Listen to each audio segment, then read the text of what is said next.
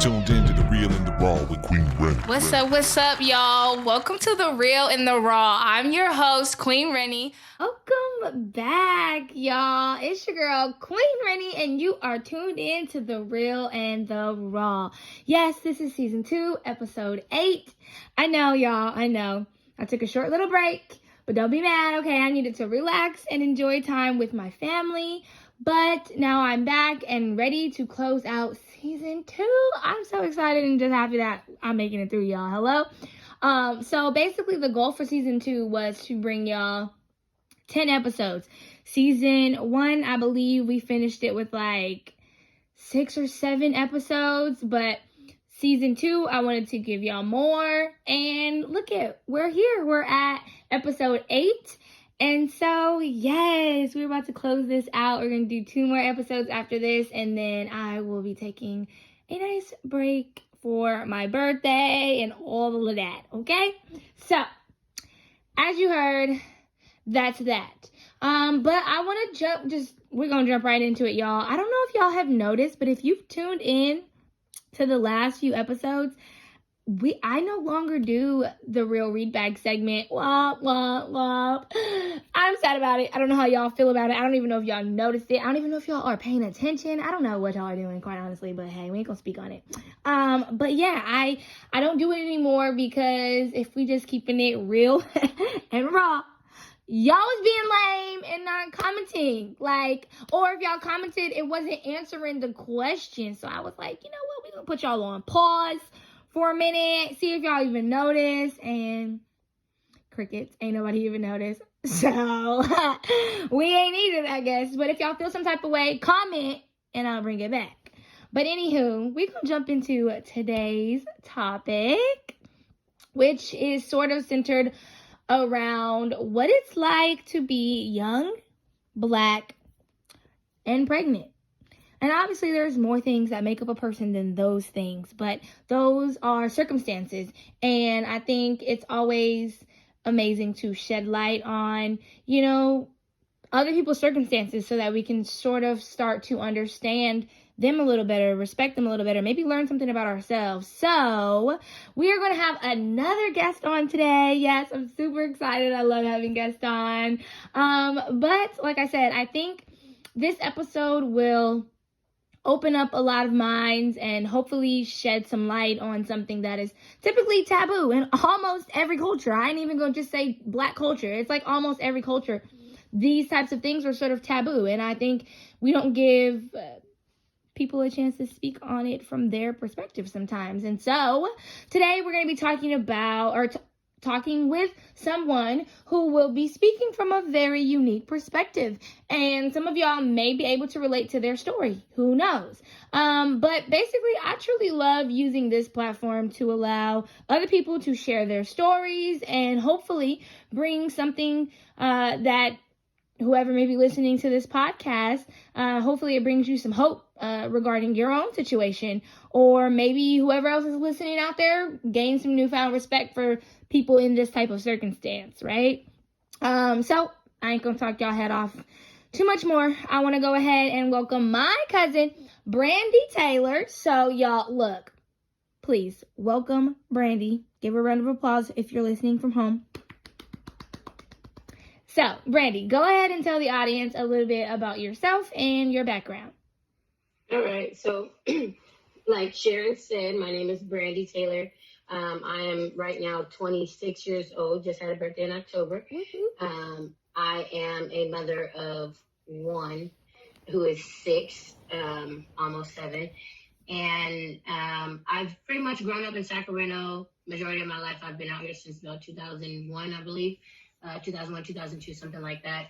And, raised by a single mom, and I was always the hard-headed one, always doing something I had no business doing. So I was always doing something I wasn't supposed to do. So I just always, always doing something in school. I learned, but I didn't want to do my homework. I was always getting in trouble. The bad things of school were what I wanted to do. Mm-hmm. And so I had to learn a lot of things the hard way. But right now, now as an adult. My mom has done a pretty good job at raising me. I'm one of 5 girls, and I'm number 4 in there. And we're all adults now, kind of all on our own paths and whatnot. I moved away to Louisiana for a little bit, and I'll tell you later, but that's where I got pregnant. But I moved away to work in a program called City Year.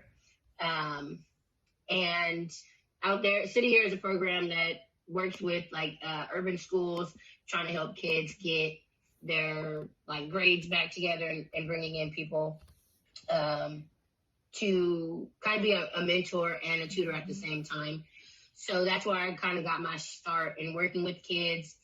And after that, I continued to work with kids up until actually this year. I decided to change paths and try to go into DSP, working with adults with disabilities. So I was a direct support provider at a day program. And with COVID, I kind of dismantled that. And I realized I didn't really like doing that as much as I liked working with kids. They're a lot more aggressive, and it can be pretty dangerous, and you really have to be devoted to doing that job. So right now with COVID, I'm just working at Amazon since a lot of things are closed down. And between working with Amazon, raising my kid, I'm also in the process of I'm already started my business. Yes. So I'm trying to get a business off the ground. It's called Sleep Queen. Sharon was actually my first customer. Yeah. So thank you. And so, yeah, I'm just kind of got my hands in a few pots and, still learning as I grow. Yeah, no, that's good. I think that's amazing. I was so excited about the business launch. Yes, I already bought some things, and I'll be buying some more things. And, y'all, I will put the information for her business in the description in the YouTube. So you guys can catch that there. So, yes. Okay. Now that you guys have a better idea of who she is, let's go ahead and get this segment started. So, Brandi, I'm going to ask you some questions that the public may want to know, or some things that those who aren't in your shoes may need to better understand. And so basically I want to start off with asking, how old were you and when did you find out you were pregnant? So I was still 18 when I found out I was pregnant. And I had him at 19. And I had just moved back from Louisiana, and I'd probably been home for 2 months, and I'm not going to go into it, but a girl's body tells you when something is changing. And so I started kind of having questions like, something's late. Right. And, so ended up going to Walgreens and purchasing some pregnancy tests, and both of them came back real fast that I was pregnant. I was like, oh, all right. So 18 years old, and I was back home living with my mom. Dang. Yeah, that I probably been like, oh heck no, what am I supposed to do with this? I probably didn't know how to read the dang on thing. I was like, okay. Let me give a little bit more background. Like I said, I moved to Louisiana, and I was probably out there for about a year. And I say my dad jinxed me because he said, you better not come back pregnant. And I did. But obviously it takes more than just somebody saying it. So I was out there being hard-headed. My mom both of my parents did not know I had a boyfriend out there. Oh, wow. They did not know I was sexually active. And so, I come home, and it, just was like, what do you mean you're pregnant? Right. When I said something. So. Right, exactly. So, okay, y'all. Well, and so you were living at home, and you said you had basically weren't living at home in the beginning, and you were in Louisiana. Mm-hmm. So you were pretty much by yourself finding out this big news. What was the first thing that went through your mind? the first thing that went through my mind is my mom is going to kill me. I just knew, I was like, my mom's going to kill me. Another background, my sister, who was previously a guest on the podcast, Bria. Yo, look, Bria is her sister. Yes, Bria is my sister. So Bria had a baby at 16. And I think she talked about that in the podcast, right? Mm-hmm. Yep. Yeah, so Bria had a baby at 16, and then we're not even a full year apart. So I was 15 when she had him, and I was 19 when I had my son. So my nephew was pushing 3 years old, and here I am pushing out a baby with no father around and still living at home. So with my entire life ahead of me. So I was like, second child in the family to have a baby early.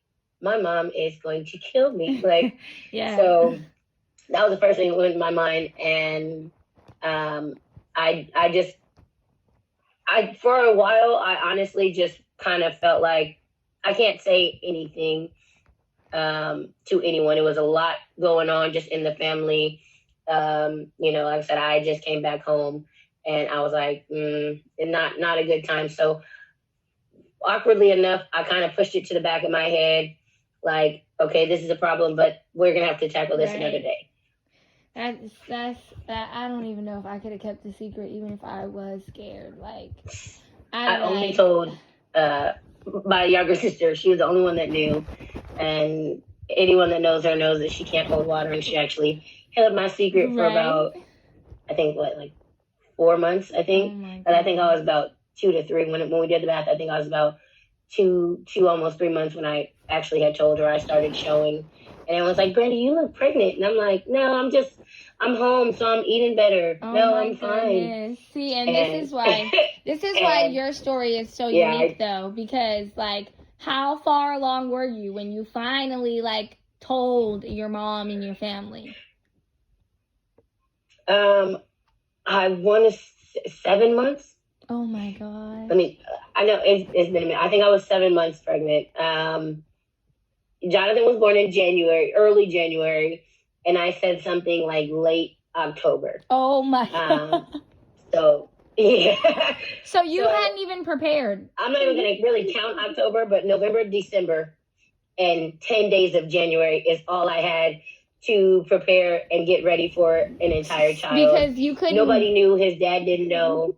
Oh my goodness. Nobody knew. Because you couldn't go and get diapers and bring it into the house and all this stuff because that would give away what you're trying to not tell yet. Oh my gosh, Brandi, I did not know that you waited. I knew you waited, but I was like, yes, I never put it together that and you didn't have nothing. People were like, I started suspecting you started looking pregnant, but you never said anything. And I'm like, yeah, I was, but nobody ever said anything. Like, well, there was one instance, and I still feel so bad about it today. Me and my friends went to the beach in Pacifica, and I don't know how they didn't notice. I'm wearing a maxi dress, like stomach showing. I had a cardigan on, but I eventually took it off and got hot. And we're at the grocery store, and this lady's like, "Oh my goodness, congratulations! What are you having?" And I was like, I looked her dead in the face, and at the time I was probably like 5 or 6 months, and I said, "I am not pregnant." Brandi! And she, like, her whole face, so, like, she just looked so flushed. And so, if she ever hears this, I'm sorry, lady in Pacifica at Bel Air. I, like, most serious face was like, I am not pregnant. And she was like, oh my gosh, I'm so sorry.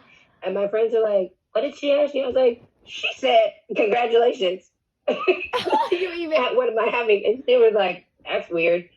And so when I finally said something, they were like, oh my gosh, Brandi, like, you made that lady feel so bad. I was like, yeah, I know, but what was I supposed to say? Oh, thanks. I don't know what I'm having because I'm still hiding my pregnancy.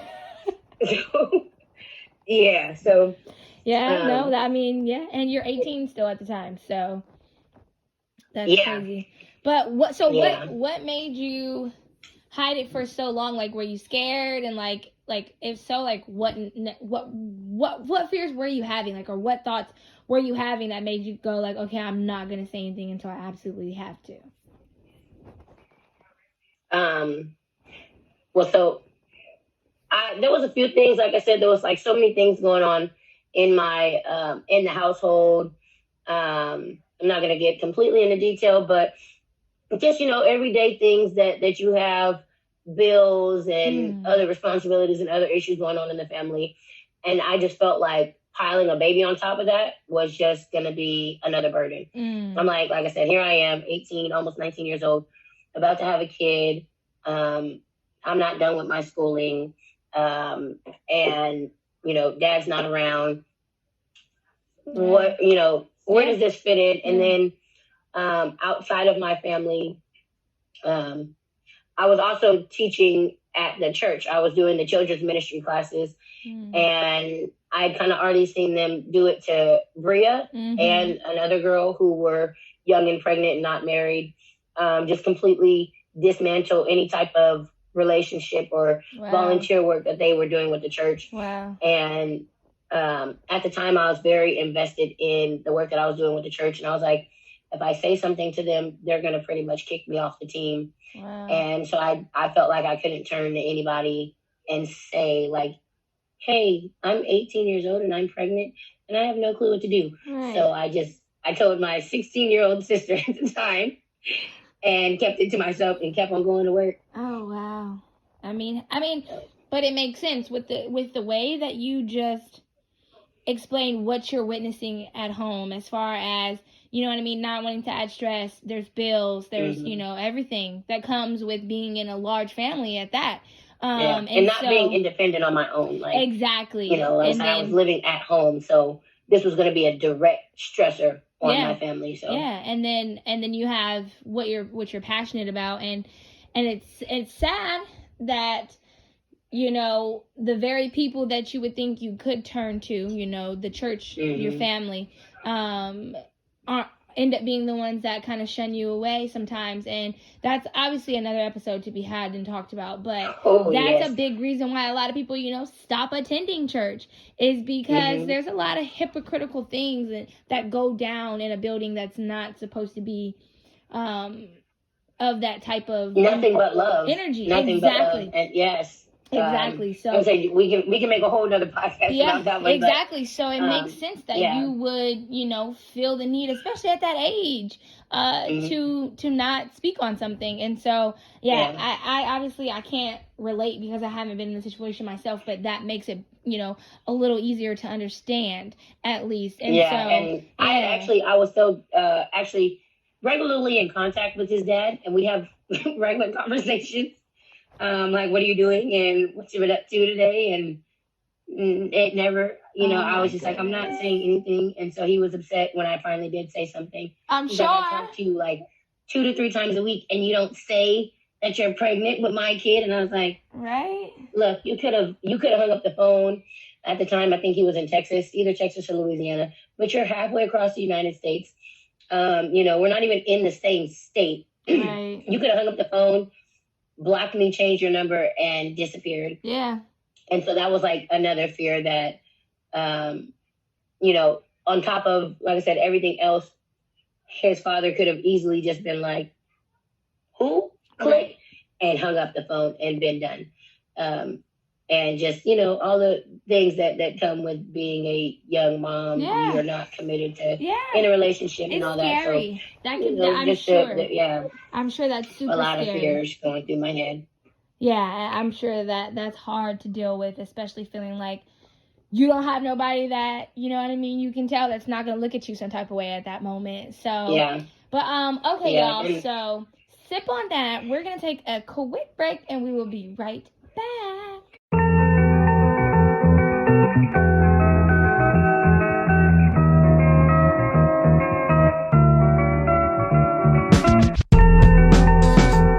Y'all, so we are back, and I don't know about y'all, but I'm invested in this story because it has been pretty good so far. Like, not only is it,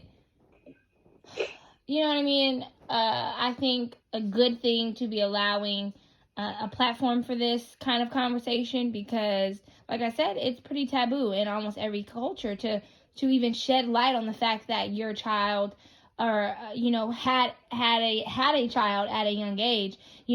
Everybody, once the grandbaby comes, everybody just, you get over it, you deal with it. But you don't talk about it. You don't brag about it. You know what I mean? A lot of grandparents aren't out here bragging about that. They're bragging about, yes, they have a grandchild, but then when folks do the math and ask questions, they speak quieter sometimes. And that's not necessarily the case for you, but it may be for somebody else. You know what I mean? And so I think it's good to just be able to shed light on it. So we're going to dive back into this. So how old is Johnny now? Oh, well, y'all, if y'all don't know, her son's name is Jonathan, but his nickname is Johnny. And so how old is he now? And, like, what have you learned or gained in these years of having him? Okay, so like I said, Johnny is 6, almost 7. He'll be 7 in January. And let me tell you, these last, I'm going to just say 7 years, counting my pregnancy. The part of it I did. I did broadcast. Before, like I said, I didn't go to any doctor's appointments or nothing, but before, I hid it. And honestly, I would say that I hid my pregnancy from myself. Like, I knew I was pregnant, but I didn't take any of the precautions of, like, having a baby. I wasn't taking prenatals. I didn't go to the doctor. I didn't do the, like, regular checkups, like, so like I in my head I'm like, okay, like I was 18, but you know, I was wilding in Louisiana. So once I found out I was pregnant, I was like, okay, no more drinking. Me and my sisters would have little parties at the house, and I would try to, like, not be detected, you know, not drinking, but, like, you know, not. So I was like, I don't want to raise no red flags. Like, everybody says to turn up, and it's like, Brandi, why you not turned up? So, luckily, it had calmed down, so I didn't have to hide it too much. But honestly, the biggest thing that I've learned or gained from having him is, like, being humble and asking for help when you don't know. Because you really don't know what you don't know. Like, but having a child, you sacrifice your time, your body. If you're honestly, even if you don't breastfeed, you sacrifice your body by carrying that child for the 9 months. Your body does not go back to normal. You sacrifice your sleep. And there's so many things that you just don't know, that you need to ask somebody else, whether it's a professional, another mom, or another parent. And, like, that's been the biggest thing, but just seeking the help when you need it and just kind of rolling with the punches. You never know what you're going to get with a kid. Every child is different. You could have 2, 3 more after, and each child is going to give you a different story. And then just with Johnny in general, I could talk about this kid all day, I swear. But on top of just, like, you know, learning things as a parent, I could tell you that I'm like a dinosaur expert at this point. I know just about everything there is to know about dinosaurs because of this kid. I've had debates with people. I'm not going to get into it, but like, it's a problem. Like, I know somebody will say something, and I'm like, actually, a brontosaurus is not a dinosaur. It's been debunked. Oh my gosh! Like, we were like, what? Like, it's crazy. And I mean, he knows more than I do. I was just gonna say, you know, when you have a kid, you start to love what they love, the things that they love. So if y'all don't know, Johnny is, like, super, super smart, and he knows dinosaurs like the back of his hand. Like, he knows what they eat. He knows what they don't eat. He knows, like, everything. I sit there and ask him questions about it, and there's not one that, like, he has to look up or pause on. He just knows it. And so that's hecka funny to hear that you are correcting people now on dinosaurs. Yeah, like, it's, I'm like, well, if, you know, I've joked, like, if my business doesn't work out, I think I have a chance to be a paleontologist. Like, I think I do. Like I said, anything I don't know, I can go to him and ask him, and he will give me an answer. But super smart. Like, just like I said, always be open to like hearing something from other people. But then also taking what somebody says with a grain of salt. You take that information in, and some things don't work for you. I've had plenty of people tell me certain things, like, oh, I did this with my kid, and sometimes you try it, and it's not going to work for every kid. There's no outline or guide or anything on raising a kid. Like each kid is going to be different. And, and I've changed, well, kind of. I've changed my views on my approaches as to discipline. I still do believe. No, I need you to go in the room. Guys, this is Johnny. Hi, Johnny. Oh, he can't. Okay. He hear my headphones. Johnny, say hi to Sharon. Say, hey, Sharon. Hi, Sharon. That's my boy, y'all. I wish you guys could see him. He's the cutest. Yeah. Yeah. Hot mess. Yeah. So, being a mom, you don't have time to yourself. Nothing you do. Can't record a podcast. Your time. You can't go to the bathroom. You can't do a podcast. You don't eat your own food. Everything that you do is okay. Stop. Go. Everything that you do is literally on somebody else's time. Yeah. So yeah, and then he completely threw me off. I was saying something else.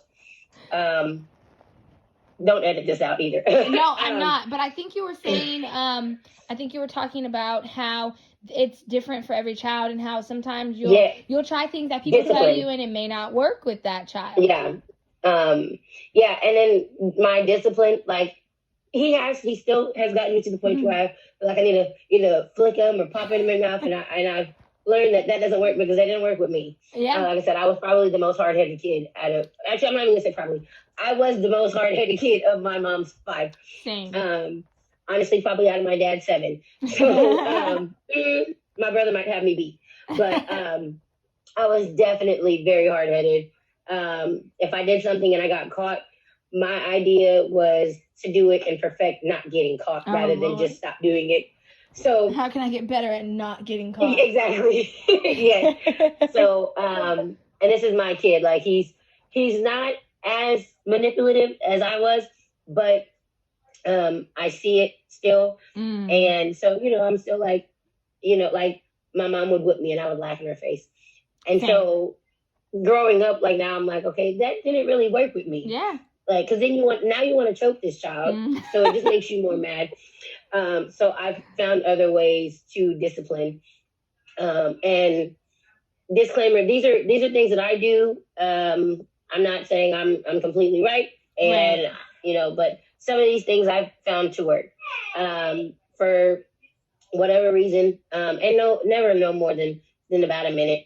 I have made him do wall sits, but that's like when something severe happens. The one time we constantly had a conversation about cigarettes. It kept coming up. He saw, he had seen my roommates smoking cigarettes. And he's like, I'm going to smoke a cigarette. And I explained to him, no, you're a child. You also have asthma. Right. And they're not good for you. No, you're not. And then he says it again. And, we're out and I'm like, dude, like I've told you already that is not acceptable. Right. Like that is not something I'm standing for. And you're 5 years old. Right. Stop it. So then we go home and he's running around playing outside and I'm sitting there on the porch.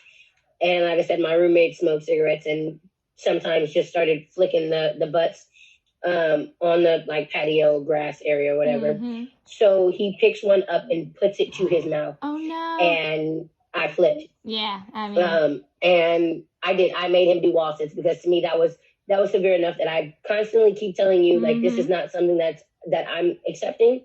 And so I did make him do wall sits, I think probably for like 2 minutes. And I was like, it's bedtime. Good night. I mean, hey. And I did explain, before I sent him to bed, I explained to him why you're going to bed, why I made you do the wall sits, and, why you're in trouble. And honestly, he might have been probably about 4 or 5 at the time. And to this day, he still knows that cigarettes are not something to play with. Hey, well. But, I try to talk to him. Taking things away. His tablet is like his best friend. His Dinosaurs. It's my super best friend. Okay, I need you to go in the room. I still need you to go in the room. In the room, Jonathan. No. But given Um, no, you're fine. But given all of that, and the fact that the perspective that you thought you were gonna have in raising your child truly probably flipped, and realized like, okay, I have to do this the complete opposite way of like how I was raised and what I'm used to. But did you ever for a second in dealing with that second guess your decision to follow through and be a mother? No, I didn't. Like, the only time that I was on the fence was when I was still pregnant. I had, right when I told Nene, my little sister, when I told her, and at the time I had no clue, like, how far along I actually was. And I debated on calling Planned Parenthood, and I literally called the number, couldn't go through, and I just was like, nope, like, this is the decision that, I did. It's something that I chose to do. Like, I knew having unprotected sex was not going to make me hit the lottery. Right. So, this is something I laid down and did it. You need to get up and raise this child. And that's kind of how I've looked at it ever since then. Yeah. I mean, and that makes sense. That's pretty much how. I mean, that's how our parents was raised, though, even though they may not have had us, like, super early or whatever. That's how they were raised, is, like, if you're going to, do something that results in having a baby, then you're going to get up and you're going to do everything that you're supposed to do to raise this baby. And, yes, I'll be here to help you. I'm not going to raise the baby for you, but I'll be here to help you if you need help, which is what that village is, all about. But, yeah, I mean, hey. Yeah, I have, like I said, I have 4 sisters. Both my parents have been very involved in being in his life. Sometimes I've had to tell them, chill, I'm the parent. Right. You guys are grandparents. So, yeah, like, since I had him, I never second guessed, like, did I make the right decision? Some days it's hard. Yeah. But like I said, I mean, everything that you're going to put your mind to is going to be hard. So realistically, like, and I was kind of like, even if I did second guess it, like, what am I going to do now? Like, I'm going to hand him off, or I'm going to walk away from him, or like what, So to me, I was just like, this is the world that you created for yourself. Make the best of it. Yeah. And Johnny's so special that nobody would want to, like, not have him. You know what I mean? So it's just I couldn't even I tell you all the time, I have the coolest kid ever. Yeah. He really is. He does drive me crazy sometimes, but I mean, honestly, I feel like anybody that you love is going to drive you crazy. Yeah. Like, at some point, Tell me about it. Yeah. And then before we get to the next question, one more thing that I learned, and it doesn't always come to my mind, but it just popped in my head right now. Honestly, I joke and say, like, I need to find me a man that's going to love me as much as Jonathan. And everybody tells me I'm going to be single for the rest of my life. And I get, like, 45 kisses an hour from him. It's killing him to not come up here and bother me right now. Like, I've been stopped a couple times because it's killing him to not come up here and bother me, give me a hug, or just look at me. Like, but he truly loves me unconditional. Like, he's told me, I still love you, even though sometimes you whoop me. And, and I'm just like, dude, like, okay, like, that's truly what unconditional love is. And, if I didn't know what that was before, like, I definitely do now. Like, this boy loves me no matter what. Yeah, see, that's probably the best part about parenting. No matter what age, no matter how right or wrong you're doing it, or whatever people got to say about it, or wherever, your child is going to love you endlessly, and all they require back is that you do the same with them. And I mean, and obviously you, like we said, we're young and living at home, but what are some of the struggles that you faced in, like, being so young and going to school, working while raising a baby on your own? Like you mentioned, his father's not necessarily physically around and things like that. So how has that been for you personally? So just some of the struggles that I've had, as far as, I'm going to start with him. He has asthma. And so and it went undiagnosed for probably about 2.5 years. Oh, wow. The doctor pretty much explained to me that they can't diagnose too early because then, sometimes it's not necessarily asthma. It may just be like an ongoing, respiratory virus or something. Mm. And so giving the child a breathing machine, it may make them become dependent on this machine. And so, and I've heard it from quite a few people, unless it's like severe and they're having asthma attacks, like they typically will not diagnose very early on. And so his is like mild. It really only flares up when it starts to get cold, like the springtime, wintertime is when I've had to use his breathing machine the most. I don't think I've ever really had to use it in the summertime. Because I don't know if it's really like on paper, but some people have asthma that kind of flares up when they're like exerting energy, running, exercising, doing something that gets your heart rate up. And then there's people that kind of have like a seasonal asthma type of thing, like it flares up with the weather change. So even like the weather has been really weird this year. Yeah.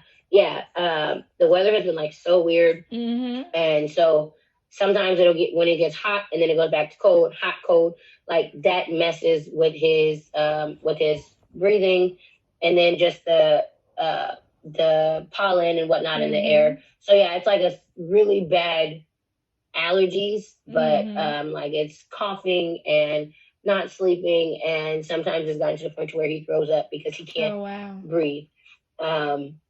So that's been like probably the biggest struggle as far as like his health goes.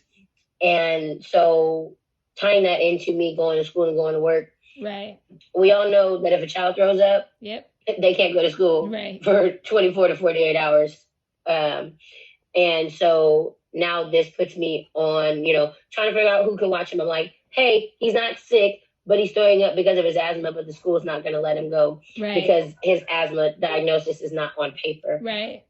So now I'm shuffling, trying to figure out where to take him to go to school and go to work. And some days I've had to miss school. Luckily at the time, I had a job that didn't mind me having him. I worked at an after-school program. Right. And so when he was a little bit older, they didn't mind me having him there. And it wasn't an everyday thing. So, my kids love seeing him. And he now actually goes to the school that I taught at. And so now with distant learning, they haven't seen him. But when my kids did see him when he was in kindergarten, they're like, oh my gosh, I remember when he was like 2. So, and these are kids that I've worked with since they were like 5 and 6. So now they're in like 8th grade and stuff. And they're like so baffled. And here I am looking at them like, you guys are so big. And they're like, he's getting so big. So yeah, but yeah, that's probably been my biggest struggle with him. But just going to school and, working, paying for stuff. Babies are expensive. Yeah. They will deplete any type of savings that you thought you had. Diapers, formula, like just the first year of life is very expensive. And so not only are you putting your time into this, your money into this child, but also your time. Like I said earlier, it's a humbling experience. You don't get to sleep. So it doesn't matter that you have work or school at 9 o'clock in the morning. If this baby's up at 3 o'clock in the morning, so are you. And so you struggle with being sleepy in class, especially if it's a boring class. You don't have all the money in the world to do the things that you do, and then your time is very limited. You want to still hang out. Like I said, I was 19 when I had him, so just the funnest like party years of my life hadn't really even started yet. Right. And so just juggling that, like from 20 to 22, trying to find a babysitter to go out and hang out with my friends. And dear God, please don't let me go over in the morning because he doesn't care. It's like, it's a struggle. You are trying to still live your life while having an attachment to you. Yeah, because young or not, you still have to have a life as a person. You know what I mean? Outside of being a mother. And that juggle alone is hard for anybody, as well as, being, like you said, not even 21 yet. And you know what I mean, hitting that peak party age and being like, having the maturity and restraint to be like, no, I can't. Because some people would, you know what I mean, find that babysitter and just be like gone all the time, you know what I mean? But recognizing, okay, I deserve this. Yeah. I'm going to take this moment or whatever. Yeah. So dating, everything that you thought you had is cut out for, right. or put on pause or put on hold. So it's just, I was like, you know what? I'm going to focus on me then. Yeah. Like, me and my baby, we're good. Exactly. And that to me is probably the best thing you probably could do anyway. So how has all of these experiences shaped you and like who you are as a mother and person? It honestly, like, my story is definitely not done. I'm nowhere near done. I have so much more I want to do, but just the things that I've experienced, as a mother, as a young mother, and just a woman in general, I just, like, it's honestly like pushed me to go harder. I kind of, before having him, was just like, kind of really go with the flow.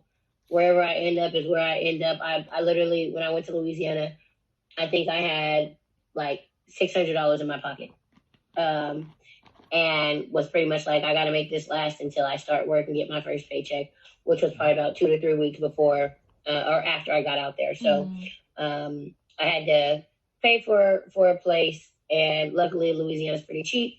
So I think until I started work, I only had to put down like 200 or 300. So here I am with like $300 to live off of for 3 weeks, which is not necessarily impossible. But I had 2 suitcases and a blanket when I went out there. So, and my whole experience out there is a whole nother story. But so it's just, I've learned so much. Just, be careful who you have kids with, because, you have to, honestly, I look at having a child, no matter who it is, you need to ask yourself, can I, would I still want to raise this child without this person? Do I just do I have what it takes to do this? And so, it's just really pushed me to go harder in anything that deals with him. I started, I'm starting my business so that I could have more time for him. Honestly, now, like, I just told him the other day, like, I'm sorry I don't have all the time in the world for you.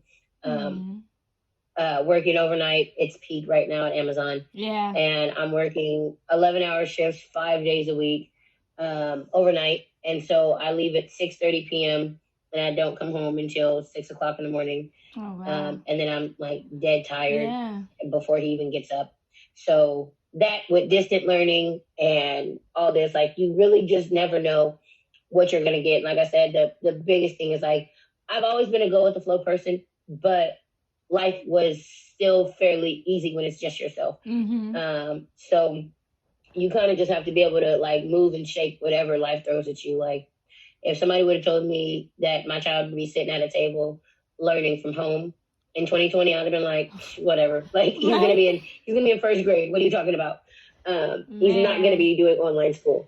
But here we are. So you just have to roll with the punches. And I think that's probably like the biggest thing that I've taken away. Like, have a plan, but have a plan A, B, C, all the way to Z, because anything can happen, and everything that you thought you were doing can easily be changed by, a quick change in this child's life, or a quick change in your life. And, like, that's all I can say is go with the flow, ask for help. And, for the people that do help you, tell them you appreciate them, because there's nothing more important than those people. Like, when they say it takes a village to raise a child, it's not cliche. Like, it is really the truth. I cannot, and I've said it so many times, like, I would not be where I am if it wasn't for my mom, even my roommate, my sisters, and friends and family that have really helped me along the way, with everything. Here I am, like stressed out. Like I'm working part-time, trying to go to school, which I put on pause and I need to pick that back up. But it's like, I'm struggling with taking care of this kid, sleeping, and someone's like, here, let me take him for a couple hours, you get some sleep. And stuff like that does wonders. Yeah. And sometimes you have to ask for that help. Yeah. And if you have a good support system, they'll help you out. So it is definitely hard. My situation, people can probably relate, but everybody's situation is going to be different. So I can only share what I've been through and what I know. And I know I don't know everything. Like I said, there's no rule book. There's no guideline. You can read all the baby books that you can, and something is still going to be thrown at you that you never knew would happen. So that part, it's a learning experience. You are literally learning for the next 20 plus years of your life. It does not stop at 18. Yeah, always learning and always growing. Yeah, that's beautiful. Wow. Okay, so y'all, that was an amazing story. Honestly, I'm super proud of the woman that you are, the mother that you are, which is why I was super excited that you were interested in coming on to do an episode. Obviously, I want to thank you for coming on and sharing your story with us. And is there anything else that like you think people should know before you go? I don't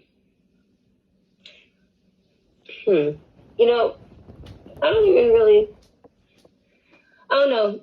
Honestly, all I would say, only advice that I could give, is wait. Definitely. Wait and know what you're getting yourself into.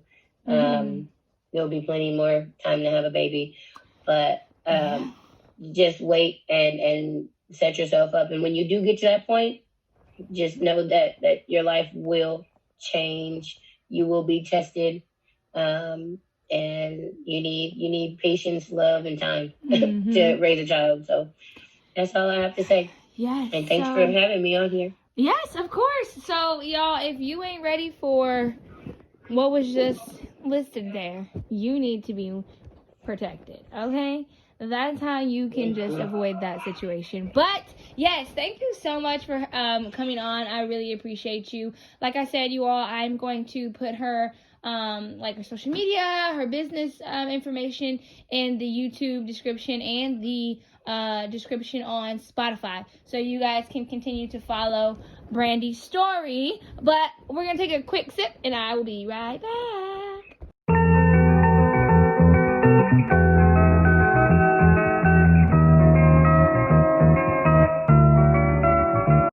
Okay, y'all, so that was super real and raw. I don't know, y'all. It was just, I love giving, space, like I said before, for people to tell their story and, truly getting a glimpse into somebody else's perspective and experience as a young mother. It's very easy to see what you see and conclude what you conclude based on what you've experienced in your own life and the way that you view that through your own perspective. And so, as humans, not saying that any of us are better at this than the other, but as humans, we get used to what our reality looks like, that we often can't understand that everyone's reality is different. And those differences are what makes us not only unique, but learning opportunities for one another. So okay, look, stick with me on this one, because I know it sounds weird to think of another person as a learning opportunity, but hear me out, okay? So if I can share my specific experience with someone and vice versa, obviously, we are both pretty much bound to find something in each other's story that we can either learn from, be challenged from, or completely agree with or disagree, which to me is beautiful in itself, and is honestly the main reason why I truly believe in leading with love and not having any hate in my heart, because it's beneficial for all of us, like beneficial for yourself, beneficial for the person next to you, and so on and so forth. And so that's what this is all about, quite honestly, y'all. This is what I love to use this platform for, is being able to share our differences and hopefully build some respect, but then also uplift others that may be in similar situations and circumstances. So that's all I got for y'all tonight. So make sure you subscribe to this podcast on YouTube at Queen Renny Barnes. Renny is spelled with 2 N's. And we are also, like I mentioned before, on Spotify and Podbean, both at The Real and the Raw with Queen Renny. So now, with all of that being said, let's wrap this episode up with a positive vibe. In the words of the late great Sean E. Washington II and my big brother, whom I miss so much, close your eyes, take a deep breath, and reflect. It'll be all right. Most of the time, things work out fine if you just relax your mind. Catch us next time. Sending peace and love. Queen Renny out.